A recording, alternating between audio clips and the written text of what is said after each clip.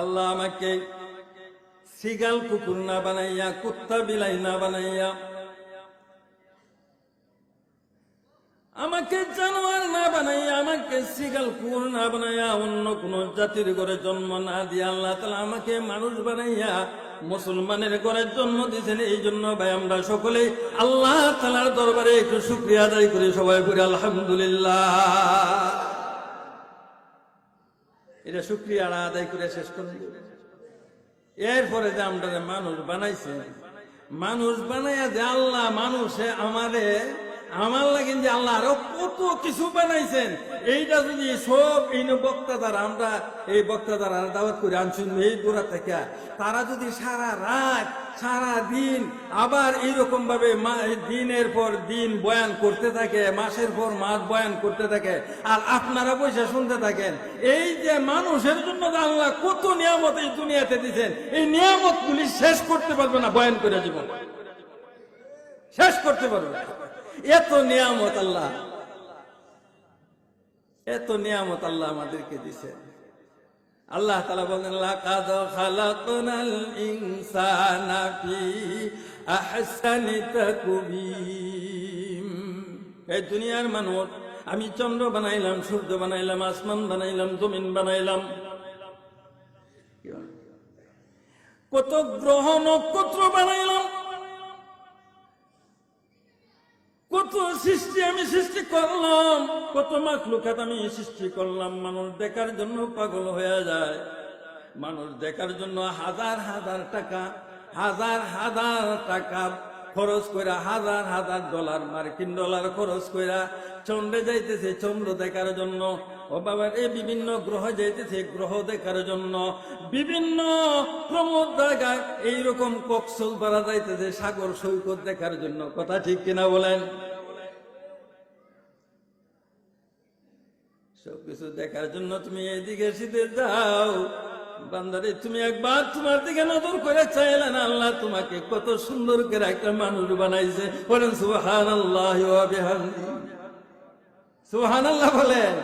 কত সুন্দর করে তোমার একটা মানুষ বানাইছে, এই মানুষটা তোমার কত সুন্দর করে বানাইছে, এইটা আমি একবার আমার চেহারার দিকে চাইয়া দেখলাম। এই মানুষটা তোমার সাথে কি সাগরটা সুন্দর বেশি? তুমি এরকম হাজার হাজার টাকা খরচ করে তুমি এনে কেল্লা কিন যাবে, এটা কি বানায় না, কি দেখতে যায়, কি জায়গাটা এটা ভ্রমণ করে যে জায়গাটা, জায়গাটার নাম নাকি কেউ বলতে পারেন না? আমার মনে নাই। হ্যাঁ, সমুদ্র সৈকতে তো এই জায়গার আর একটা নাম আছে। হ্যাঁ হ্যাঁ, কক্সবাজার তো আরো বিভিন্ন জায়গা আছে দেখার স্থানধারে, এইটারে দর্শনীয় স্থানধারে কি কয়? পর্যটন কেন্দ্র। পর্যটন, এই যে হুজুরের মনে হয়েছে, এটা আমরা কেউ গেছিও না, এর লাগে আমরা কইতামও পারি না। কি বলেন? আমরা কেউ গেছি না। কিছু লোক, আমরা কিছু যুবকরা পাগল হইয়া এরপরে দেখা যায় পেপারের কাগজ আইছে, এই যে পর্যটন কেন্দ্র কক্সবাজার যাইতেছে, রাস্তার মধ্যে বাসটা উল্টিয়া 130 জন মারা গেছে, 50 জন মারা গেছে, 40 জন মারা গেছে, স্কুলের ছাত্রছাত্রী মিলে। আর কি গান! এইবা ফিট করে দিছে, হিন্দা আরেকটা এইবা ফিট করে দিছে, হে সমুদ্র দেখতো যায়, ওরে রাস্তার মধ্যে গিয়ে শেষ। বাবারে, তুমি আল্লাহর কুদরত দেখার জন্য তুমি বিভিন্ন জায়গায় যাইতে পারো আল্লাহর কুদরত দেখার জন্য, কিন্তু এইভাবে না, এইভাবে না। সফর করার মধ্যে সব আছে। হুজুর বৈশা রয়েছেন, তুমি যদি মুসাফির হয়ে তুমি ভ্রমণ করো, আল্লাহ তোমার উপরে রহম করবে, আল্লাহ তাআলা তোমার গুনাহ মাফ করে দিবে, আল্লাহ তাআলা তোমার উপরে ইহসান করবে। বাবা রে, মুসাফির হইয়া তুমি গাড়ি লইয়া বাইর হইয়া যাও, সমুদ্র দেখতে পারবা, আল্লাহর কুদরতি নিদর্শনগুলি তুমি দেখে আসো। ঘুরা ঘুরা তোমার প্রত্যেকটা কদমে কদমে আল্লাহ তাআলা 700 করে নেকি দিবে, 700 গুনাহ প্রত্যেকটা কদমে তোমার মাফ হয়ে যাবে। বলেন সুবহানাল্লাহ।